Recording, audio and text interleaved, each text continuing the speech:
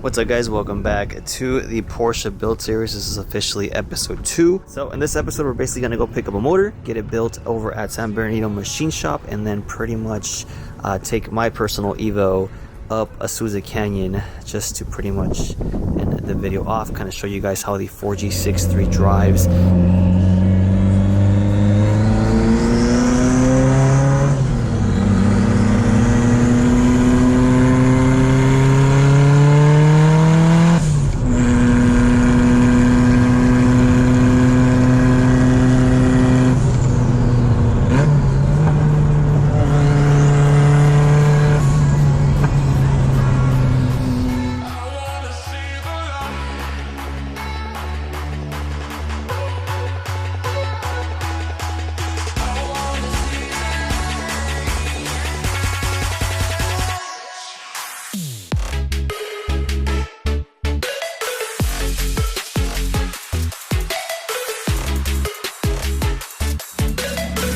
Something's going on. Stripping gas.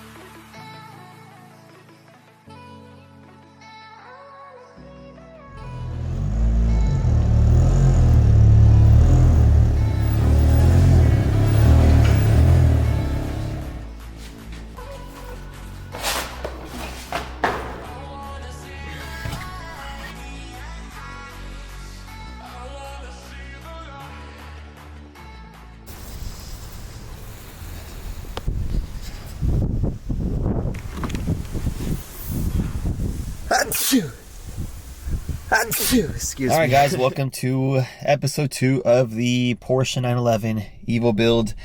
We went to King Ice Motorsports last night to pick up an Evo 8 4G63 block that we're gonna basically be sleeving to use for the build. So this block, as you guys can see, had some damage done to it. I'm gonna go take it to the machine shop to get it inspected, and then from there we're gonna decide on what to do with it. And then we're slowly going to put everything together. The whole point of the build is to kind of get it running first, and then I'll focus on the aesthetics later. Yeah, this is pretty much the first step. The 4G63, getting everything set up, and then we'll kind of go step by step. It's going to take a while, guys, so be patient with me, but I'm super excited for this build, and hope you guys are down for the ride. So let's go.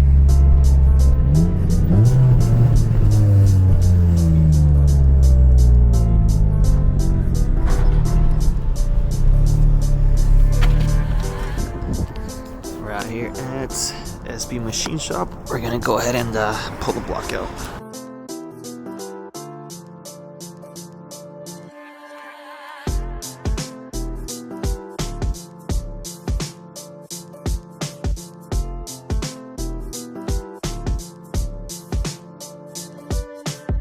Come on! Character This is Alberto. Already on? Good morning.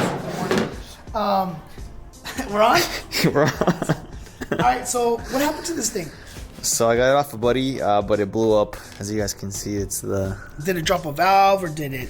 Yeah, the valves were all bent. The head is messed up for sure. Do you have the cylinder head itself? I don't have it with me. I'm gonna have to get another one, but basically, my buddy told me that if we sleeve it, it should be okay to use. Okay, let's see. Let's check out the sleeves. But I don't see why it would need to be sleeved unless it hit the walls of the cylinders. It did hit the walls on 2 of them. Okay. I mean, but if you think it's better to hone it. Our second alternative is gonna be checking the bore of the piston of the cylinder. Say. And if we could oversize it and skip the sleeving, we could just go bigger size on the piston. Then that's much better for Miguel. As far as what, reliability? As far as time. Too.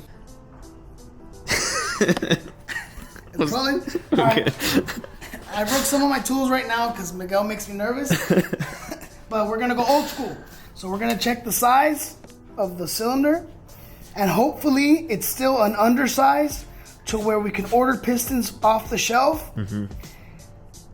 And we can bore it out and it'll eliminate all this damage. And we're about to find out if we just have to bore it out, which would be much better time-wise for Miguel, or if we have to sleeve it. Okay. So, Jamie, you're gonna put in 3.340.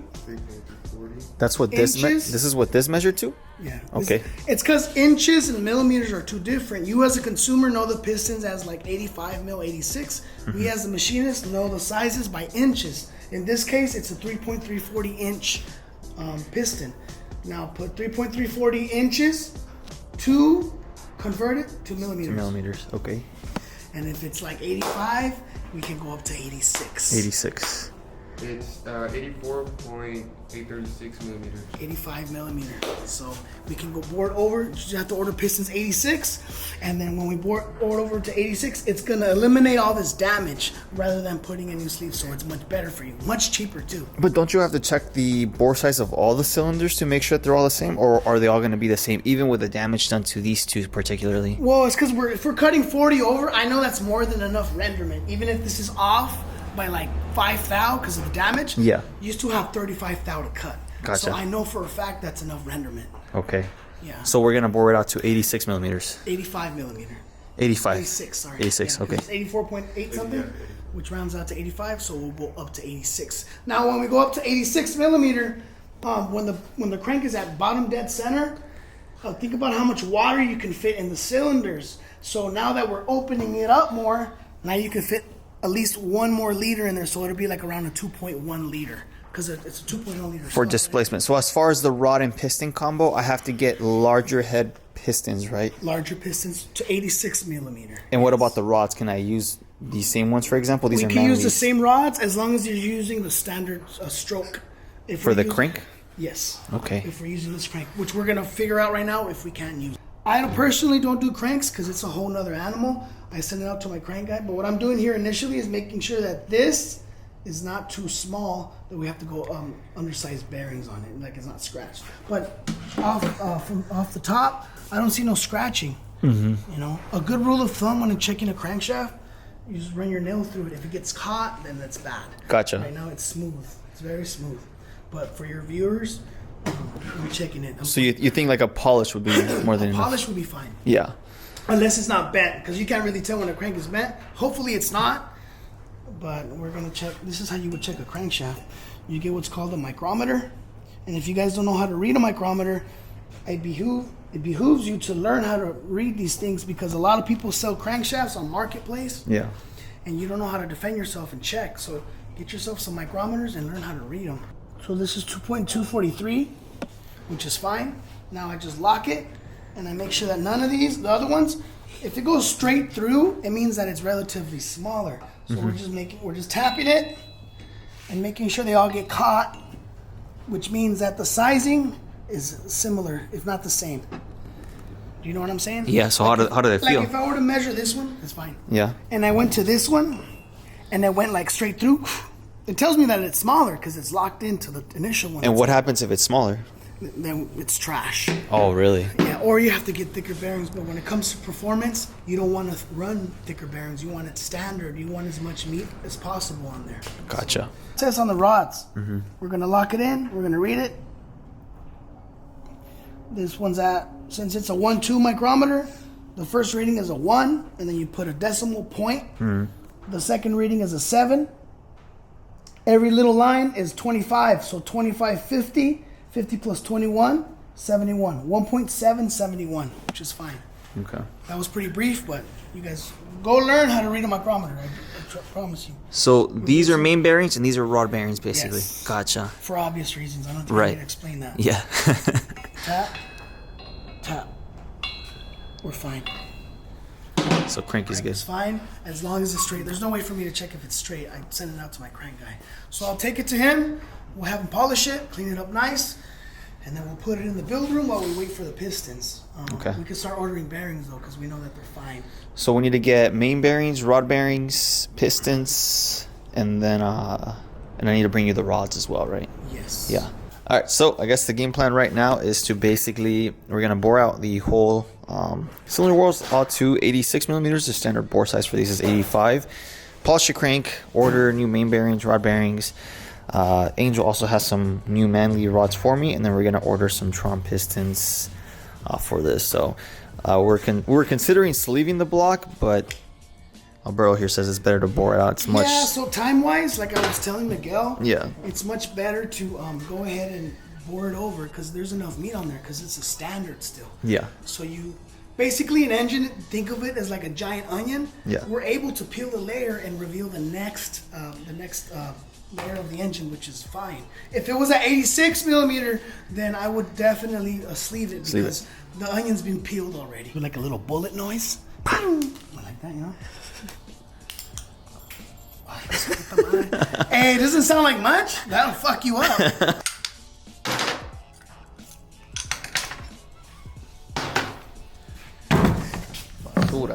All right. So what I'm doing now is I'm removing the girdle. And before I do that, I realize that Miguel has some ARP mains, which is in stock on the 4G63s or any engine. Mm-hmm. We're going to go ahead and remove the girdle. We're going to remove the ARP studs, clean them out, check them for stretching. And we're basically just going to wash it, hot tank it, clean it, put it away, and wait for parts. Once parts get in here, then we can start machining it. But for now, I just want all of the oils off of it. Yeah. And I just want to, take a look, initial inspection, if you will. Okay. So let's take off the girdle. Okay.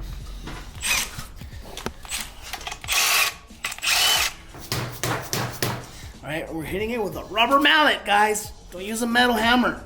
Rubber mallet, Harbor Freight. This is like $8. Invest. Oh yeah, there she is. Look at that mane, so clean. I think they did do the line bore already. What's a line bore? A line bore is okay. So where your crank sits on the block, think about this as a straight line. Okay. Yeah. If the line isn't straight or it's off, then the crank's not going to spin because the crank is relying on a straight line, the line. So a line bore, you take a machine and you bore it and you make the line straight again. Which I think they already did that on this because you have to do that when you put ARP heads, main studs. Yeah. Since you're putting more pressure on the line, you're smashing it. So now the line is off. It's not straight anymore. So you torque them down with the ARPs and then you bore it, making the line straight again. Ready to record? It's already recording. It's recording? All right, we flipped it on Miguel. Now he's working. Goddamn. He's taking off the the bolts for the mains. Now these are studs right here. The other ones are obviously bolts, and these have more clamping power. More clamping power means you can add more boost to it, more power. It won't mess up the crankshaft. You like how I took over your channel? I love it. Let's work. Let's work for me. Let's work for me too. It's a trade-off. We should trade jobs. You want to? Yeah, for a week. You be a machinist and I'll be an editor. Bro, nah. so many complaints. I hate editing. We're gonna go ahead and put it in the hot tank, let it wash, and then when we wash it, it's gonna expose, if there are any, I doubt it, cracks, anything like that. On what? On the block itself? Yeah, we're gonna clean it up, get all that oils off of it. And we're gonna ultrasonic clean these bolts, and then we're gonna just set everything aside and wait for parts, like I said earlier, because I repeat myself a lot. All right, so this is the hot tank. This is where we clean our parts. Right now we're cleaning Miguel's crankshaft, giving it a couple washes. Like I said, I'm 99% sure that this crankshaft is good. Careful, because your camera's gonna fog up, and then your viewers can't see us. So we're letting it wash, but we're turning it off because it's really loud. And right now we're gonna resurface the cylinder head. It has nothing to do with your build, but I still have to work. You gotta work, bro.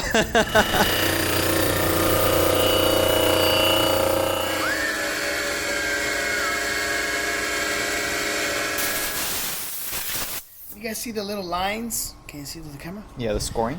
Little scoring marks, little surface marks. They're nothing that my nails dig into. So that's where the micro polishing comes into play. This is just the very surface of it. So the micro polishing will eliminate those little lines, allowing us to reset the surface, and then we can introduce the new bearings to it. So, You lift it by yourself? yeah, viewers, do I need it? All right. We're gonna go eat some chow. We'll be right back with these brief messages from our sponsors. We're out to get some aipoki, sponsored by SB Machine Shop. I'm the sponsor! I'm the sponsor I was talking about! You clean your engine block yourself. You want to blow out all the little holes like you seen me do it. Because if you leave a little bit of moisture in there and you go to put a bolt in there, the hydraulic pressure can actually crack your block or whatever it is you're working on. So that's what we're working on here, is making sure that everything, there's nothing in the... And something so simple like that will make a big difference, and it'll save you a headache. Yeah. Yeah, trust me.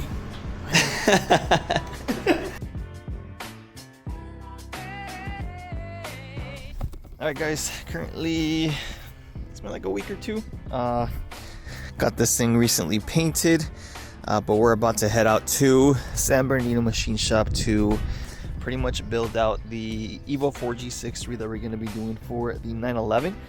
We got the rods, we got the pistons, we got the bearings, and we're pretty much going to be doing the full assembly today. And then I'm going to come back, work on the Evo, because I'm going to take it on a canyon cruise tomorrow with a fellow Porsche owner. And I have to look over the fuel pump sock.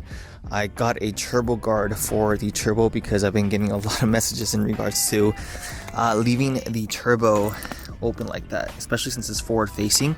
It's very easy for a rock just to fly in there and hit the right spot and mess that thing up. So I got that, and I'm just here to document the whole thing. I think it's beautiful that we have YouTube nowadays because you're able to kind of share your story, and I know a lot of you guys here relate to me in one way or another. So let's head out with Alberto. He's located in San Bernardino, but he's been basically doing any type of machine work for my stuff for the past like 5 years. So super good friend.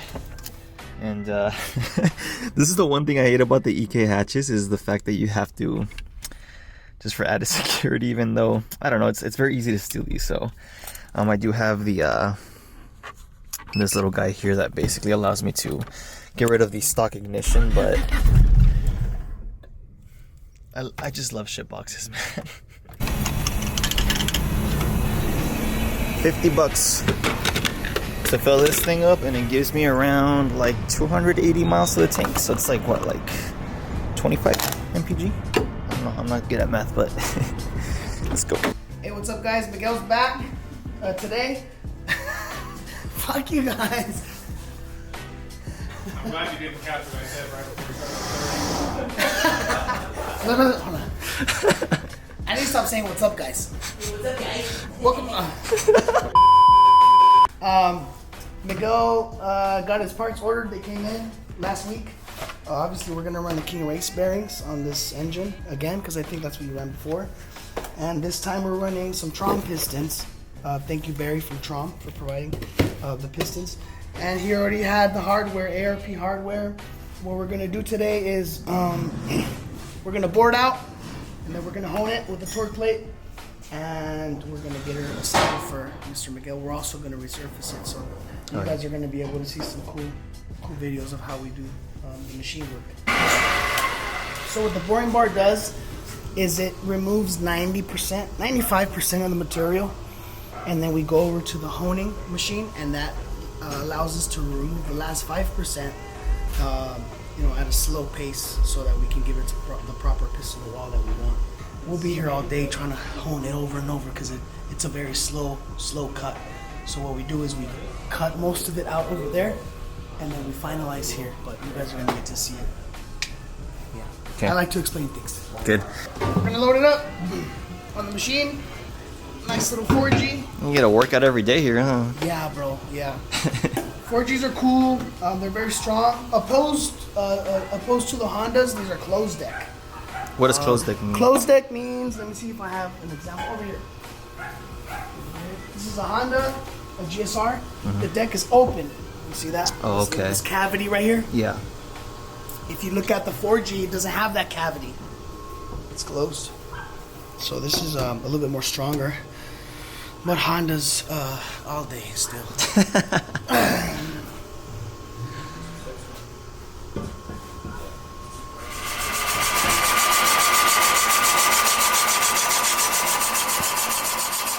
Alright, so we got some pretty bad news. So we thought there was only stains up here, but after further investigation, it revealed a much more deeper crack. There's a big crack on this cylinder on this side. You can't get that I angle. can't. Let me see if I can Sit get on on that this side. Yeah, you gotta put that side. You see it? Let me see. It's cracked. So what happens in a situation like this? So we're gonna try to re-sleeve that cylinder, and hopefully it won't crack more, because when we put the sleeve in, it's a very tight tolerance. Yeah. So we're hoping that it's gonna be salvageable. But that's Yeah. a fucking. But that sets us back, huh? That's a deep crack, and we couldn't see it until after we bored it and they revealed it. So what we're gonna have to do is oversize the bore. Stay with me, guys. And then we install the sleeve. Install the sleeve. Imagine this is big, and the sleeve will slide in, replace it, and then the piston goes in the sleeve. Okay. But there's a risk that you said that it's gonna expand more once you. Yeah, but the crack didn't go all the way up or all the way down, so it won't split the block. I'm 90% sure it will be fine. I thought you told me 50-50. Yeah, but before you turn on the camera. It is 50-50 though.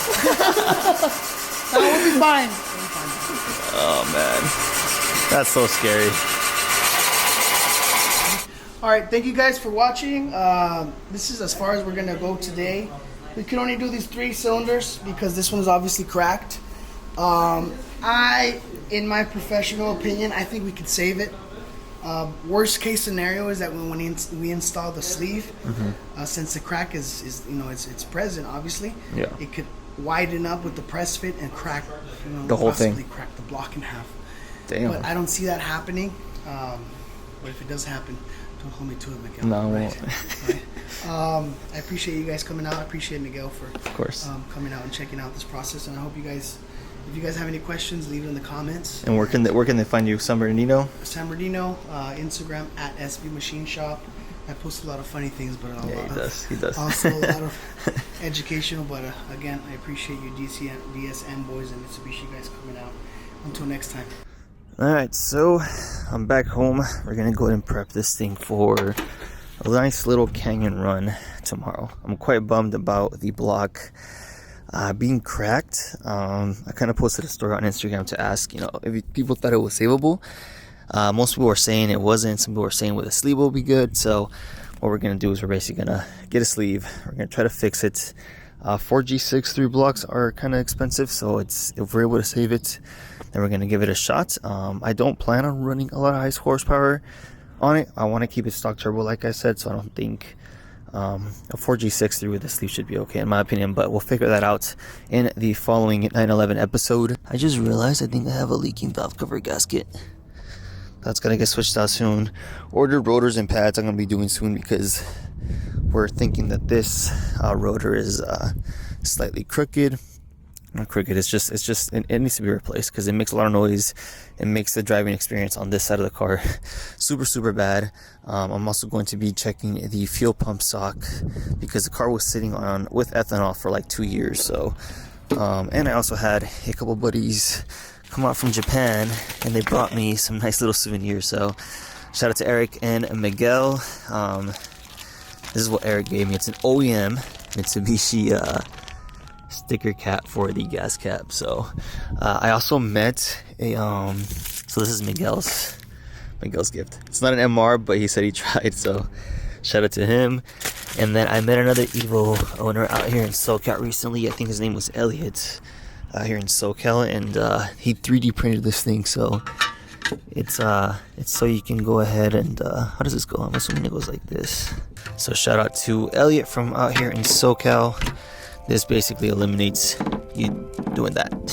Damn, I know it's small, but it's in the details, guys.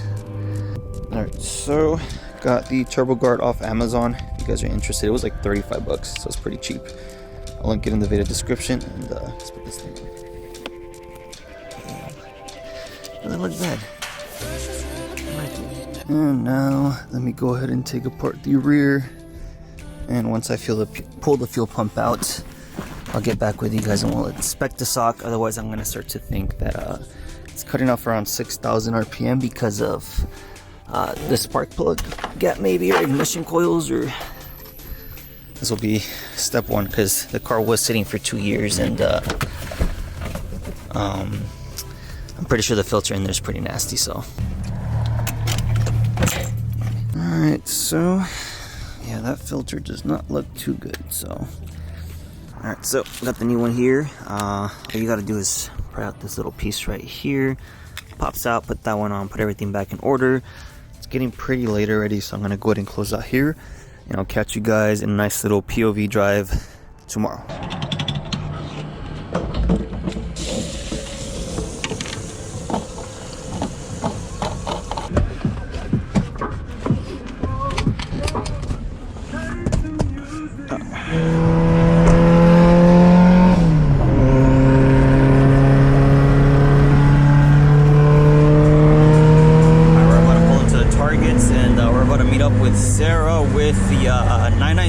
Porsche 911, super sick model, and we're gonna cruise it up there. Hopefully it doesn't get too bad.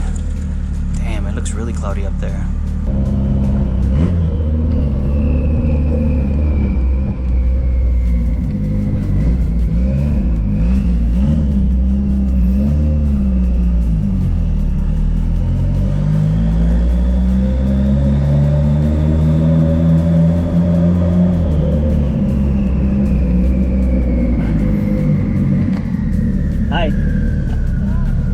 It should grab your car, hopefully. I thought you were bringing the Civic. I was like, wait. I was, but honestly, in the canyons, like, this is way better. Okay. I'm gonna do a walk around. Hold up. What year? 07, right? 05, 997. 20 years old.